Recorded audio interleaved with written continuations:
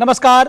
इस विशेष समाचार बुलेटिन में आप सभी का स्वागत है। मैं हूं निखिल और मेरे साथ हैं मेरी सहयोगी मनीषा। और सबसे पहले हेडलाइंस पर नजर। प्रधानमंत्री नरेंद्र मोदी ने गगनयान मिशन की तैयारियों को लेकर की उच्च स्तरीय बैठक। 2040 तक चंद्रमा पर पहला भारतीय भेजने का रखा लक्ष्य। पीएम मोदी ने वीडियो कॉन्फ्रेंसिंग के जरिए किया ग्लोबल मैरीटाइम इंडिया समिट 2023 के तीसरे संस्करण का उद्घाटन। कहा, अगले 25 वर्षों में देश को विकसित बनाने का लक्ष्य। 69वें राष्ट्रीय फिल्म पुरस्कार के विजेताओं को राष्ट्रपति द्रौपदी मुर्मू ने किया सम्मानित। वरिष्ठ अभिनेत्री वहीदा रहमान को दादा साहब फाल्के अवार्ड। सूचना और प्रसारण मंत्री अनुराग सिंह ठाकुर ने सभी कलाकारों का जताया आभार। कहा, पायरेसी के खिलाफ जंग में सरकार फिल्म इंडस्ट्री के साथ। सुप्रीम कोर्ट का समलैंगिक विवाह को कानूनी मान्यता देने से इनकार। कोर्ट ने कहा, स्पेशल मैरिज एक्ट में बदलाव करने और कानून बनाने का अधिकार केवल संसद के पास।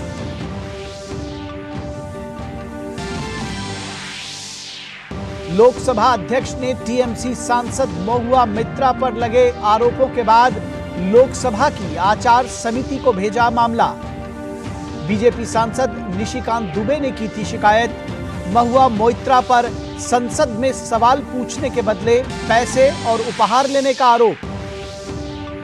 मध्य प्रदेश के लिए कांग्रेस ने जारी किया चुनावी वचन पत्र। 100 यूनिट तक फ्री बिजली, पुरानी पेंशन समेत किए तमाम वादे। भाजपा ने कांग्रेस के वचन पत्र को बताया झूठ का पुलिंदा। अमेरिका और इजराइल के बीच गजा में मानवीय सहायता पहुंचाने के लिए बनी सहमति। अमेरिकी विदेश मंत्री ब्लिंकन और इजरायली प्रधानमंत्री नेतन्याहू के बीच हुई मैराथन बैठक। अमेरिकी राष्ट्रपति जो बाइडेन कल इजराइल का करेंगे दौरा।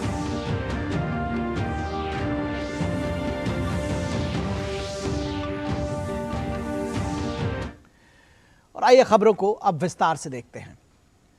राष्ट्रपति द्रौपदी मुर्मू ने नई दिल्ली के विज्ञान भवन में आयोजित 69वें राष्ट्रीय फिल्म पुरस्कार प्रदान किए। साल 2021 के लिए प्रदान किए गए इन पुरस्कारों में 31 फीचर फिल्म श्रेणी में और 24 पुरस्कार नॉन फीचर फिल्म की श्रेणी में दिए गए।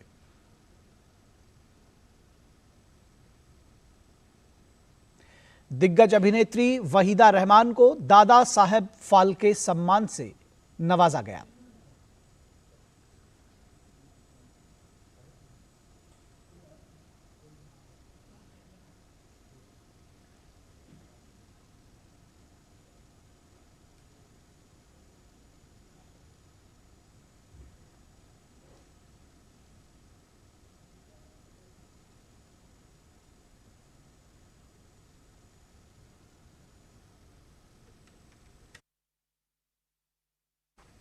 सर्वश्रेष्ठ फीचर फिल्म का पुरस्कार रॉकेटरी द नाम्बी इफेक्ट को दिया गया।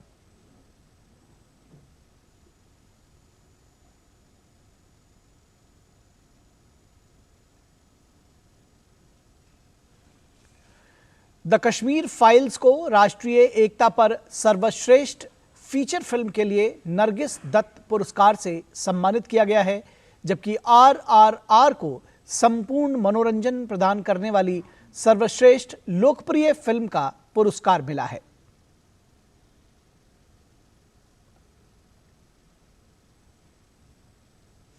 अल्लू अर्जुन को पुष्पा द राइज पार्ट 1 के लिए सर्वश्रेष्ठ अभिनेता का पुरस्कार दिया गया, तो वहीं सर्वश्रेष्ठ अभिनेत्री का पुरस्कार आलिया भट्ट और कृति सेनन को गंगूबाई काठियावाड़ी और मिमी के लिए संयुक्त रूप से प्रदान किया गया।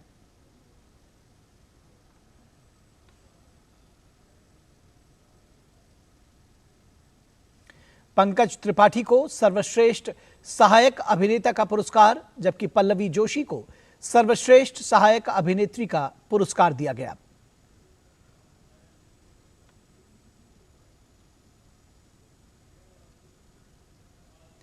इस अवसर पर राष्ट्रपति द्रौपदी मुर्मू ने विजेताओं को शुभकामनाएं दी। उन्होंने अभिनेत्री वहीदा रहमान को फिल्म जगत में उनके योगदान के लिए दादा साहब फाल्के सम्मान मिलने पर शुभकामनाएं दी।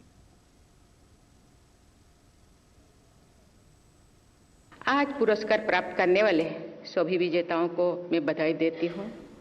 आप सब पुरस्कार विजेताओं के उन सहयोगियों की भी मैं सराहना करती हूँ जिनका सहयोग आपकी उपलब्धि में सहायक रहा है।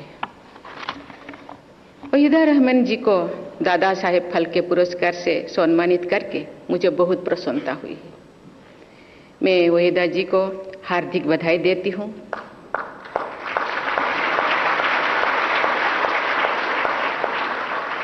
उन्होंने अपनी कला और व्यक्तित्व से फिल्म जगत के शिखर पर अपना स्थान बनाया है। राष्ट्रपति ने कहा कि समारोह में देश की विविधता में एकता की मिसाल देखने को मिली है। इस पुरस्कार समारोह में हमने भारत की विविधताओं और उनमें निहित एकता का दर्शन किया है। यहाँ उपस्थित प्रतिभाशाली लोगों ने अनेक भाषाओं, क्षेत्रीय विशेषताएं, सामाजिक मान्यताओं, उपलब्धियां और समस्याओं को सार्थक अभिव्यक्ति प्रदान की है। राष्ट्रीय फिल्म पुरस्कार में कई पीढ़ियों और वर्गों के लोग एक साथ आते हैं। इस वर्ष के पुरस्कार विजेताओं में एक और वहीदा रहमान जी है तो दूसरी ओर बाल कलाकार भाविन है जो गुजरात के निवासी है और रवारी जनजातीय समुदाय से आते हैं। सूचना और प्रसारण मंत्री अनुराग सिंह ठाकुर ने सभी कलाकारों का आभार जताते हुए कहा कि जब पूरी दुनिया कोरोना महामारी से जूझ रही थी, ऐसे कठिन समय में फिल्म इंडस्ट्री के कलाकारों ने लोगों का मनोरंजन किया।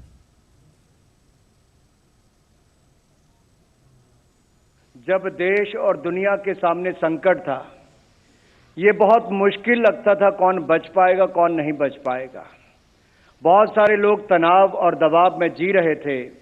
उस समय हमारी फिल्म इंडस्ट्री के इन महान कलाकारों ने मनोरंजन भी किया और आपको और देश के तरफ से मैं उनका धन्यवाद करना चाहता हूं। उन्होंने कहा कि पायरेसी की समस्या पर अंकुश लगाने के लिए हमारी सरकार ने पिछले सत्र में सिनेमेटोग्राफ अधिनियम को पारित किया। उन्होंने कहा कि पायरेसी के खिलाफ जंग में हम सब लड़ रहे हैं और ऐसे में सरकार आपके साथ खड़ी है। फिल्म जगत की बहुत लंबे समय से मांग थी कि जितना हम कमाते नहीं उतने से ज्यादा पायरेसी में उड़ जाता है और ये कई वर्षों तक आपकी मांग किसी ने पूरी नहीं की। प्रधानमंत्री नरेंद्र मोदी जी की सरकार ने, हमने स्वयं पिछले पार्लियामेंट सेशन में सिनेमेटोग्राफ एक्ट को पास करवा दिया है। पायरेसी के खिलाफ एक बड़ी जंग हम सब लड़ रहे हैं और उसमें सरकार आपके साथ खड़ी है। प्रधानमंत्री नरेंद्र मोदी ने भारत के गगनयान मिशन की प्रगति पर एक उच्च स्तरीय बैठक की। उन्होंने भविष्य में भारतीय अंतरिक्ष प्रयासों की रूपरेखा को तैयारी को लेकर चर्चा की। अंतरिक्ष विभाग ने गगनयान मिशन सहित अन्य तकनीक की जानकारी प्रधानमंत्री को दी। इसमें मानव रेटेड लॉन्च वाहन और सिस्टम योग्यता शामिल रहे। 3 मानव रहित ह्यूमन रेटेड व्हीकल और 20 अन्य परीक्षणों की योजना बनाई गई है। 21 अक्टूबर को पहला मानव रहित परीक्षण होना है। साल 2025 तक भारत का लक्ष्य अंतरिक्ष में मानव भेजने की क्षमता हासिल करना है। प्रधानमंत्री ने चंद्रयान 3 और आदित्य L1 मिशन की सफलता को देखते हुए साल 2035 तक भारतीय अंतरिक्ष स्टेशन स्थापित करने और साल 2040 तक चंद्रमा पर मानव को भेजने की तैयारी करने का लक्ष्य रखा है। प्रधानमंत्री नरेंद्र मोदी ने वीडियो कॉन्फ्रेंसिंग के जरिए ग्लोबल मैरीटाइम इंडिया समिट 2023 के तीसरे संस्करण का उद्घाटन किया। इसी के साथ 3 दिवसीय शिखर सम्मेलन का मुंबई के MMRDA मैदान में आगाज हो गया। प्रधानमंत्री मोदी ने सम्मेलन के दौरान 4 परियोजनाओं का उद्घाटन और शिलान्यास किया। इसमें 18,800 करोड़ रुपए की 21 परियोजनाओं का उद्घाटन शामिल है। प्रधानमंत्री ने गुजरात में दीनदयाल बंदरगाह प्राधिकरण में 4,500 करोड़ रुपए से अधिक की लागत से निर्मित होने वाले Tuna Tekra all weather deep draft terminal की आधारशिला भी रखी। इस दौरान प्रधानमंत्री ने भारतीय समुद्री नीली अर्थव्यवस्था के लिए दीर्घकालिक रोडमैप अमृत काल विजन 2047 का अनावरण किया। इस कार्यक्रम के दौरान प्रधानमंत्री ने समुद्री क्षेत्र में वैश्विक और राष्ट्रीय साझेदारी के लिए 7 लाख करोड़ रुपए से अधिक के 300 से अधिक समझौता ज्ञापन यानी MOU भी समर्पित किए। प्रधानमंत्री ने कार्यक्रम को संबोधित करते हुए कहा कि भारत नौवहन के बुनियादी ढांचे को लगातार मजबूत करने का काम कर रहा है। उन्होंने कहा कि इन्हीं प्रयासों के जरिए हम अगले 25 वर्षों में देश को विकसित बनाएंगे।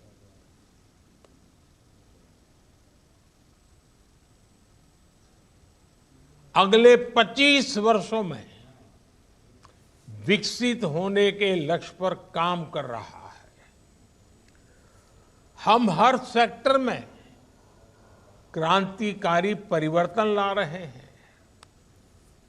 हमने मैरीटाइम इंफ्रास्ट्रक्चर के पूरे इकोसिस्टम को मजबूत करने के लिए लगातार काम किया है। बीते 1 दशक में भारत के मेजर पोर्ट्स की कैपेसिटी डबल हो चुकी है। भारत मध्य पूर्व यूरोप आर्थिक गलियारे को ऐतिहासिक बताते हुए प्रधानमंत्री ने कहा कि आने वाले समय में क्षेत्रीय और वैश्विक व्यापार की तस्वीर बदल जाएगी। भारत की पहल पर एक ऐसा कदम उठाया गया है जो 21वीं सदी में दुनिया भर की मैरीटाइम इंडस्ट्री के कायाकल्प का सामर्थ्य रखता है। G20 समिट के दौरान India, middle east, Europe economic corridor पर ऐतिहासिक सहमति बनी है। अब ये ऐतिहासिक कॉरिडोर भी रीजनल और ग्लोबल ट्रेड की तस्वीर बदल देगा। प्रधानमंत्री ने कहा कि भारत की अर्थव्यवस्था लगातार मजबूत हो रही है और दुनिया भारत को नई आकांक्षा की नजर से देख रही है। दुनिया में एक नया वर्ल्ड ऑर्डर आकार ले रहा है और इस बदलते हुए वर्ल्ड ऑर्डर में पूरा विश्व भारत की ओर नई आकांक्षाओं से देख रहा है। आर्थिक संकट से घिरी दुनिया में भारत की अर्थव्यवस्था लगातार मजबूत हो रही है। वो दिन दूर नहीं जब भारत दुनिया की टॉप 3 इकोनॉमिक पावर में उसमें से एक होगा। और प्रधानमंत्री ने उम्मीद जताई कि अगले दशकों में भारत जहाज निर्माण के 5 शीर्ष देशों में शुमार होगा। साथ ही उन्होंने कहा कि हमारा मंत्र मेक इन इंडिया और मेक फॉर वर्ल्ड है। शिप बिल्डिंग और रिपेयर सेक्टर पर भी हमारा बड़ा फोकस है। हमारा स्वदेशी aircraft carrier INS Vikrant Bharat की क्षमता और भारत के सामर्थ्य का प्रमाण है। अगले दशकों में भारत दुनिया के टॉप 5 शिप बिल्डिंग नेशंस में से एक होने जा रहा है। हमारा मंत्र है make in India, make for world. केंद्रीय पत्तन, पोत परिवहन और जलमार्ग मंत्री सर्बानंद सोनोवाल ने वैश्विक समुद्री भारत शिखर सम्मेलन में अपने संबोधन के दौरान कहा कि ये पीएम मोदी के दूरदर्शी नेतृत्व का ही नतीजा है कि भारत के समुद्री क्षेत्र ने वैश्विक समुद्री नेता बनने की दिशा में उल्लेखनीय प्रदर्शन किया है। हमारे देश ने पिछले दशकों में वृद्धि और विकास का एक असाधारण जीवंत समय देखा है। It is under his visionary leadership that India's maritime sector has achieved remarkable feat and progress swiftly towards becoming a global maritime leader. Our nation has witnessed an exceptionally vibrant phase of growth and development during the past decades. We have remained steadfastly committed to the guiding principle of perform, reform and transform, creating a dynamic shift in India's socio-economic landscape. समलैंगिक विवाह यानी same sex marriage को लेकर supreme court ने इजाजत देने से इनकार कर दिया है। कोर्ट ने कहा कि स्पेशल मैरिज एक्ट में बदलाव करने और कानून बनाने का अधिकार केवल संसद के पास है। याचिका पर कोर्ट ने 3 के मुकाबले 2 से फैसला सुनाया।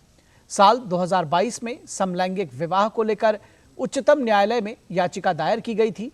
मार्च 2023 में मामले को संविधान पीठ को भेजा गया था। साल 2013 में सुप्रीम कोर्ट ने एक फैसला देते हुए इसे समलैंगिक संबंधों को अपराध की श्रेणी से बाहर कर दिया था। देश में कई धार्मिक संगठन और बौद्धिक वर्ग के कुछ लोग समलैंगिक अधिकारों को लेकर विरोध जता रहे थे। फिलहाल सुप्रीम कोर्ट बार एसोसिएशन के अध्यक्ष आदेश अग्रवाल ने फैसले का स्वागत किया है। Welcome the decision of Honorable Supreme Court in which they have not permitted the same-sex marriage. Some people try to spoil the atmosphere of Indian system, but I am happy that Supreme Court of India has accepted the version of the Government of India in which it was argued that the court has no power to give this right of same-sex marriage. It is the only right of the Indian Parliament.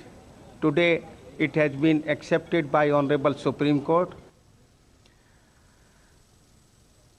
आबकारी नीति घोटाला मामले में supreme court ने मनीष सिसोदिया की जमानत याचिका पर सुनवाई पूरी कर ली है। फिलहाल कोर्ट ने जमानत याचिका पर फैसला सुरक्षित रखा है। जस्टिस संजीव खन्ना और एसबीएन भट्टी की बेंच ने दोनों पक्षों को सुनने के बाद फैसला सुरक्षित रखा। सोमवार को ईडी ने सुप्रीम कोर्ट को बताया था कि आम आदमी पार्टी को भी मामले में आरोपी बनाए जाने पर विचार किया जा रहा है। लोकसभा अध्यक्ष ने टीएमसी सांसद महुआ मोइत्रा पर लगे आरोपों की जांच के लिए मामला आचार समिति को भेज दिया है। भाजपा सांसद निशिकांत दुबे ने एक पत्र लिखकर महुआ मोइत्रा पर संसद में सवाल पूछने के बदले पैसे और उपहार लेने के आरोप लगाए थे। उन्होंने एक व्यवसायी दर्शन हीरानंदानी और मोइत्रा के बीच पैसों के लेन देन के भी आरोप लगाए थे। इसके अलावा निशिकांत ने मोइत्रा को तत्काल संसद से निलंबित करने की भी मांग की थी। राष्ट्रीय सुरक्षा सलाहकार अजीत डोवाल ने आज कजाकिस्तान में भारत मध्य एशिया के राष्ट्रीय सुरक्षा सलाहकारों, सुरक्षा परिषदों के सचिवों की दूसरी बैठक में भाग लिया। पहली बैठक पिछले साल 6 दिसंबर को नई दिल्ली में हुई थी। इस बार की बैठक की मेजबानी कजाकिस्तान ने की है। बैठक में भारत, कजाकिस्तान, किर्गिस्तान, ताजिकिस्तान और उज्बेकिस्तान के राष्ट्रीय सुरक्षा सलाहकारों और सचिवों ने भाग लिया। बैठक में कनेक्टिविटी, आतंकवाद, डिजिटल पब्लिक इंफ्रास्ट्रक्चर, नशीले पदार्थों की तस्करी, साइबर सुरक्षा और अफगानिस्तान की स्थिति जैसे अहम विषयों पर मंथन किया गया। भारत और मध्य एशियाई देशों के बीच व्यापार, अर्थव्यवस्था, सुरक्षा और रक्षा क्षेत्र और मित्रता सहित आपसी संबंध मजबूत हुए हैं। मध्य एशियाई देशों के साथ कनेक्टिविटी और आर्थिक एकीकरण भारत के लिए एक प्राथमिकता का विषय रहा है।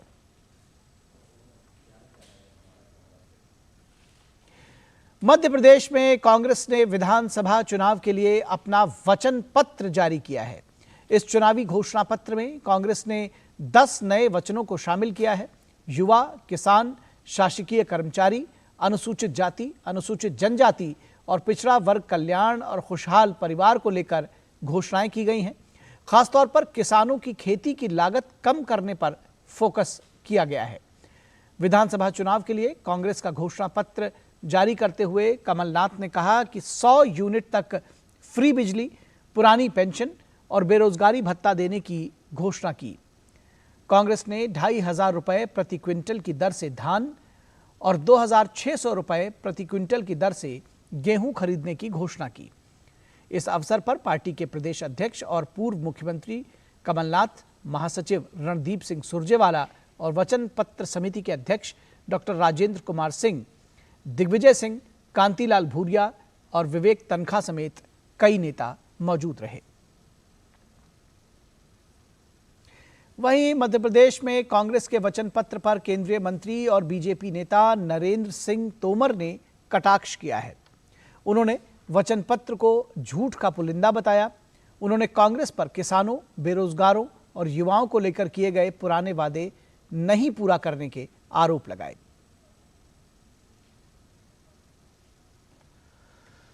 जो वचन पत्र है वो झूठ का पुलिंदा है। इससे पहले भी किसानों के बारे में, बेरोजगार युवाओं के बारे में कांग्रेस वायदा कर चुकी है और उस वायदे को उन्होंने पूरा नहीं किया। इस बार जो उनका वचन पत्र है इसको भी सर्वत्र मध्य प्रदेश की जनता झूठ ही मानेगी और कांग्रेस के मायने झूठ की गारंटी है। ये सब इस प्रकार की घोषणाएं कांग्रेस कर इसलिए रही है कि भारतीय जनता पार्टी की लोकप्रियता और चुनाव अभियान से भयभीत हो गई। वहीं मध्य प्रदेश के मुख्यमंत्री शिवराज सिंह चौहान ने कहा कि 5 साल पहले भी कांग्रेस ने 900 से ज्यादा वचन दिए थे, लेकिन 5 भी पूरे नहीं किए। आज फिर इन्होंने महा झूठ पत्र प्रस्तुत कर दिया है, लेकिन जनता इस पर भरोसा नहीं करेगी। कांग्रेस का वचन पत्र नहीं, ये झूठ पत्र है। 5 साल पहले भी उनने 900 से ज्यादा वचन दिए थे जनता को, उनमें से 9 भी पूरे नहीं किए। आज तक लोग तरस रहे हैं, नौजवान 4,000 बेरोजगारी भत्ता कब मिलेगा, समर्थन मूल्य पर बोनस कब मिलेगा, समूहों का कर्जा कब माफ होगा। एक नहीं अनेकों वचन दिए थे, सारे के सारे झूठे निकले और आज फिर महा झूठ पत्र प्रस्तुत कर दिया। इस झूठ पर अब जनता भरोसा नहीं करने वाली। और बात राजस्थान के सियासत की। राजस्थान के 2 नेता आज विश्वराज सिंह मेवाड़ और भवानी सिंह कालपी बीजेपी में शामिल हो गए। केंद्रीय मंत्री अर्जुन राम मेघवाल, बीजेपी महासचिव अरुण सिंह और बीजेपी मीडिया प्रभारी अनिल बलूनी की मौजूदगी में दोनों नेता बीजेपी में शामिल हुए। विश्वराज सिंह मेवाड़ महाराणा प्रताप के वंशज हैं।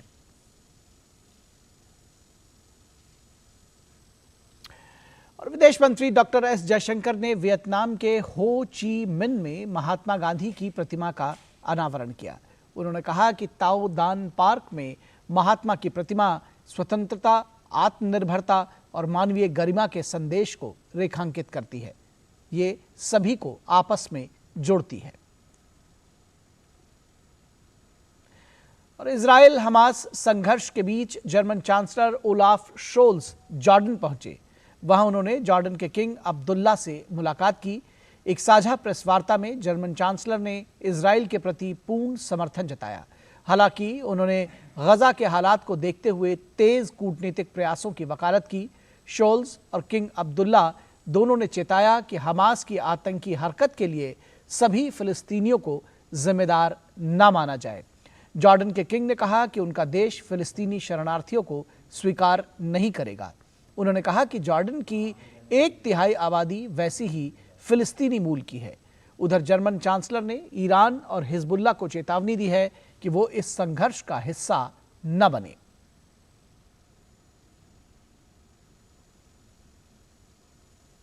तो इस विशेष समाचार बुलेटिन में बस इतना ही। मुझे और मनीषा को दीजिए इजाजत। नमस्कार।